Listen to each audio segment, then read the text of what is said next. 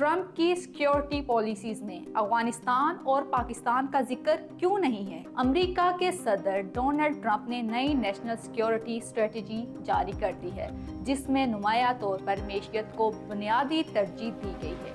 اس دستاویز میں فوجی حکمت عملی کے بجائے معاشی مفادات کو زیادہ اہمیت دی گئی ہے۔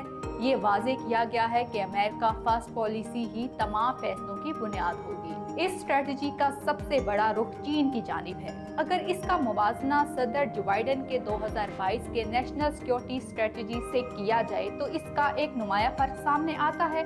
بائیڈن نے انڈو پیسیفک خطے، جس میں بھارت، پاکستان، چین اور خطے کے دیگر ممالک شامل ہیں، اس میں چین کے بڑھتے اثر و رسوخ کو سب سے بڑا چیلنج قرار دیا تھا۔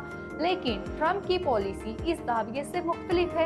انہوں نے چین کے ساتھ تعلقات بہتر بنانے کی خواہش ظاہر کی ہے اور اس بارے میں نسبتاً نرم موقف اپنایا ہے۔ دلچسپ بات یہ ہے کہ اس پوری اسٹریٹجی میں پاکستان اور افغانستان کا کوئی ذکر نہیں۔ پاکستان، جو دہشت گردی کے خلاف جنگ میں 2 دہائیوں تک امریکہ کا اہم اتحادی رہا، اس پر مکمل طور پر نظر انداز کیا گیا ہے۔ بین الاقوامی امور کے ماہر کہتے ہیں اس پالیسی سے انڈو پیسیفک ریجن کی ترجیحات میں بڑی تبدیلی نظر آتی ہے۔ پہلے امریکہ کی توجہ زیادہ تر بھارت کی جانب جھکی ہوئی تھی، مگر اب یہ تاثر مل رہا ہے کہ واشنگٹن علاقائی سیاست کے بجائے 2 طرفہ تعلقات پر زیادہ فوکس کرنا چاہتا ہے۔